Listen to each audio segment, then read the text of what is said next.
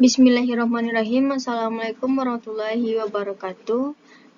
Saya Tiara Surayuni dengan NIM 1923-1150 akan menyampaikan materi kelompok 13 yaitu tentang konsep dan gaya kepemimpinan pendidikan. Yang pertama itu konsep dasar kepemimpinan pendidikan.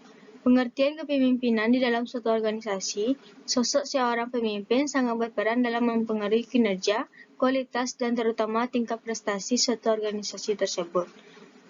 Kepemimpinan adalah sikap dan perilaku untuk mempengaruhi para bawahan agar mereka mampu bekerja sama sehingga dapat bekerja secara lebih efisien dan efektif untuk mencapai angka produktivitas kerja sesuai dengan yang telah ditetapkan.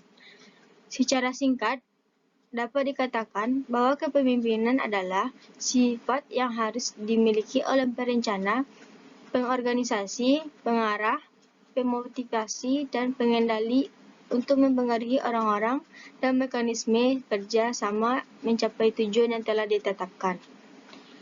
Kepemimpinan mencakup distribusi kekuasaan yang tidak sama di antara pemimpin dan anggotanya. Pemimpin mempunyai wewenang untuk mengarahkan anggota dan juga dapat memberikan pengaruh. Dengan kata lain, para pemimpin tidak hanya dapat memerintah bawahan apa yang harus dilakukan, tetapi juga dapat mempengaruhi bagaimana bawahan melaksanakan pemerintahnya, sehingga terjalin suatu hubungan sosial yang saling berinteraksi antara pemimpin dengan bawahan, yang akhirnya terjadi suatu hubungan timbal balik. Selanjutnya itu fungsi kepemimpinan. Pada umumnya, fungsi kepemimpinan adalah mengusahakan agar kelompok yang dipimpin dapat mewujudkan tujuan dengan baik melalui kerjasama yang produktif dalam segala situasi. Menurut Sondang S.P. Siagian, pada tahun 1999, fungsi-fungsi kepemimpinan yang pertama yaitu pimpinan sebagai penentu arah setiap organisasi dibentuk sebagai wahana untuk mencapai tujuan tertentu. Arah yang hendak ditempuh oleh organisasi menuju tujuannya harus sedemikian rupa sehingga mengoptimalkan pemanfaatan dari segala sarana dan prasarana yang tersedia. Perumus dan penentu strategi dan taktik tersebut adalah pimpinan dalam organisasi tersebut.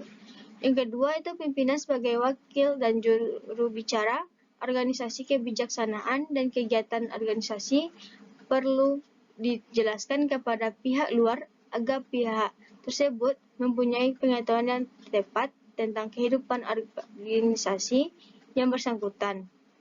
Dan yang paling bertanggung jawab sebagai wakil dan juru bicara organisasi dalam hubungan dengan berbagai pihak tersebut adalah pimpinan organisasi.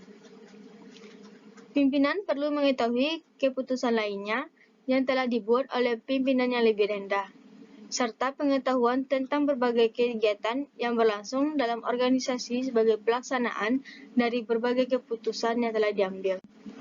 Yang ketiga yaitu pimpinan sebagai koordinator yang efektif. Pemeliharaan hubungan baik keluar maupun ke dalam dilakukan melalui proses komunikasi. Interaksi yang terjadi antara sesama anggota dalam suatu organisasi dimungkinkan karena komunikasi yang efektif. Komunikasi sangat diperlukan pimpinan dalam menyampaikan suatu keputusan dalam rangka pengendalian dan pengawasan, pengarahan bawahan, dan menyampaikan informasi kepada pihak lain. Yang keempat itu pimpinan sebagai mediator dalam kehidupan organisasial. Selalu ada saja situasi konflik yang harus diatasi, baik dalam hubungan keluar maupun dalam hubungan ke dalam organisasi. Fungsi pimpinan sebagai mediator dalam hal ini difokuskan pada penyelesaian situasi konflik yang mungkin timbul dalam organisasi. Timbulnya situasi konflik dalam organisasi merupakan tantangan yang harus dihadapi pimpinan. Untuk mengatasinya secara rasional, objektif, efektif, dan tuntas, dituntut kemampuannya berperan sebagai seorang mediator yang handal. Yang kelima yaitu pimpinan sebagai integrator. Adanya pembagian tugas, sistem alokasi daya, dana, dan tenaga, serta diperlukannya spesialisasi pengetahuan dan keterampilan dapat menimbulkan sikap, perilaku, dan tindakan yang berkotak-kotak. Oleh karena itu, diperlukan integrator terutama pada hierarki puncak yaitu pimpinan.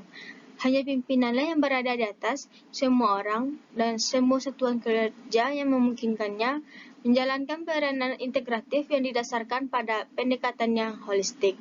Berdasarkan pembahasan tersebut di atas, dapat disimpulkan bahwa keefektifan kepemimpinan dapat disoroti dari segi penyelenggaraan fungsi-fungsi kepemimpinan yang bersifat hakiki, yaitu sebagai penentu arah yang hendak ditempuh melalui proses pengambilan keputusan, sebagai wakil dan juru bicara organisasi dalam usaha pemeliharaan hubungan dengan pihak-pihak yang berkepentingan di luar organisasi, sebagai komunikator yang efektif, sebagai mediator yang rasional, objektif dan netral, serta sebagai integrator. Dengan fungsi-fungsi kepemimpinan tersebut, seorang pemimpin dapat menggerakkan, mengarahkan, dan mempengaruhi bawahannya. Selanjutnya yang ketiga itu prinsip-prinsip kepemimpinan.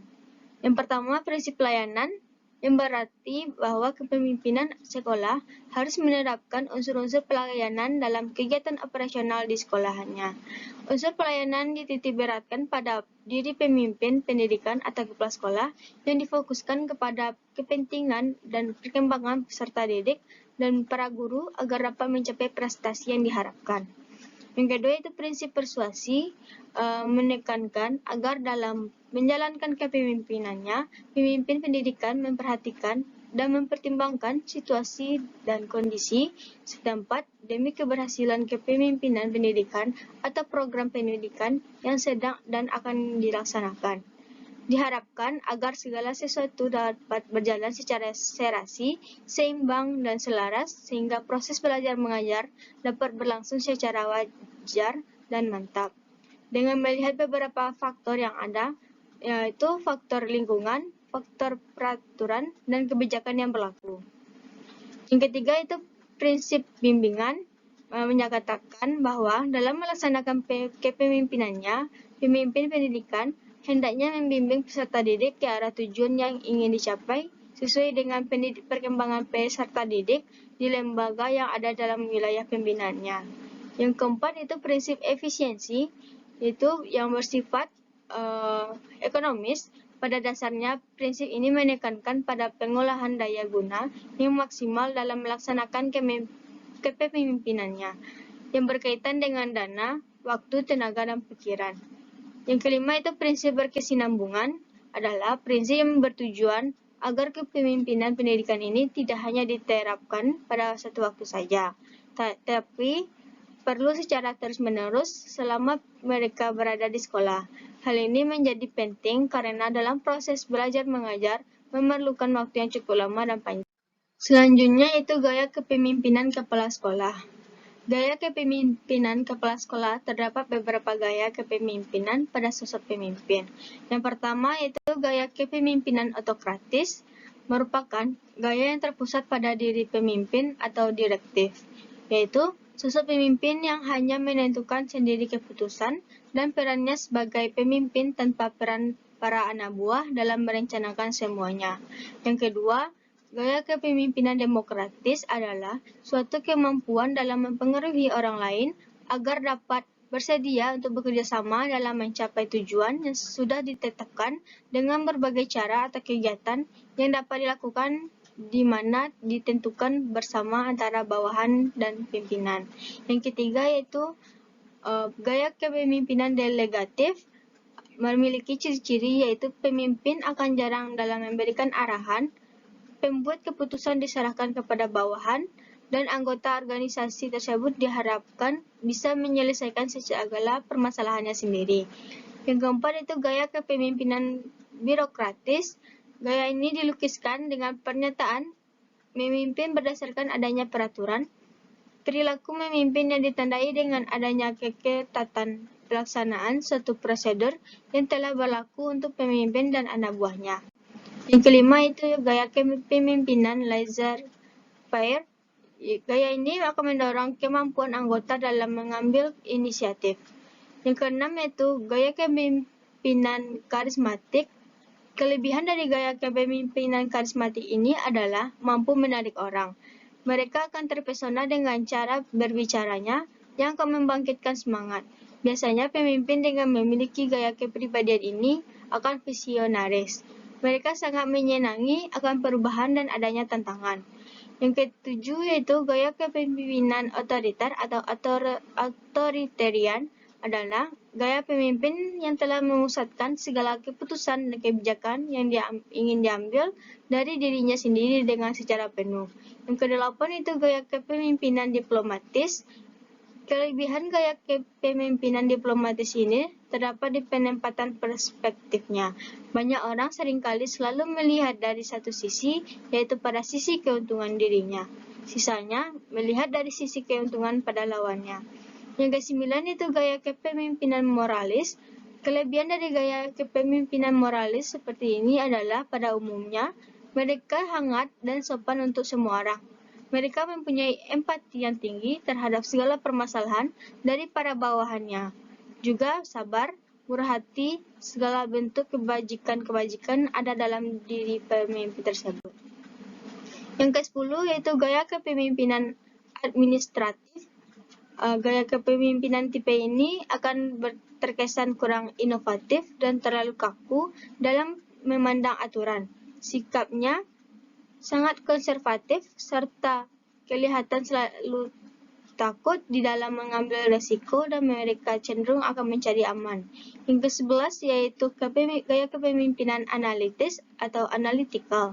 Dalam gaya kepemimpinan tipe ini, biasanya untuk pembuatan keputusan didasarkan suatu proses analisis, terutama analisis logika dari setiap informasi yang didapatkan. Yang ke-12 yaitu gaya kepemimpinan asertif. Gaya kepemimpinan ini bersifat lebih agresif dan memiliki perhatian yang sangat begitu besar pada suatu pengendalian personal dibandingkan dengan gaya kepemimpinan yang lainnya. Yang ke-13 yaitu gaya kepemimpinan entrepreneur. Yaitu gaya kepemimpinan ini sangatlah menaruh perhatian pada kekuasaan dan hasil akhir serta kurang mengutamakan untuk kebutuhan akan kerjasamanya. Gaya kepemimpinan model ini biasanya akan selalu mencari pesaing dan akan menargetkan standar yang tinggi. Yang ke-14 yaitu gaya kepemimpinan visioner. Kepemimpinan visioner merupakan pola kepemimpinan yang ditujukan untuk bisa memberi arti pada kerja dan usaha yang perlu dijalankan secara bersama-sama oleh para anggota perusahaan dengan cara memberikan arahan dan makna pada suatu kerja dan usaha yang dilakukan berdasarkan dengan visi yang jelas. Yang ke-15 yaitu gaya kepemimpinan situasional. Kepemimpinan situasional adalah leadership contingency teori the focus on flowers, readings, atau notoriety. Inti dari teori kepemimpinan situasional adalah bahwa suatu gaya kepemimpinan seorang pemimpin akan dapat berbeda-beda tergantung dari seperti apa tingkat kesiapan para pengikutnya. Yang terakhir itu gaya kepemimpinan militeristik. Tipe pemimpin seperti ini sangatlah mirip dengan tipe pemimpin yang otoriter, yang merupakan tipe pemimpin yang senantiasa bertindak sebagai diktator terhadap para anggota kelompoknya. Sekian, terima kasih. Kalau ada kata-kata salah yang dalam penyampaian materi ini, saya mohon maaf. Wabillahi taufiq wal hidayah. Wassalamualaikum warahmatullahi wabarakatuh.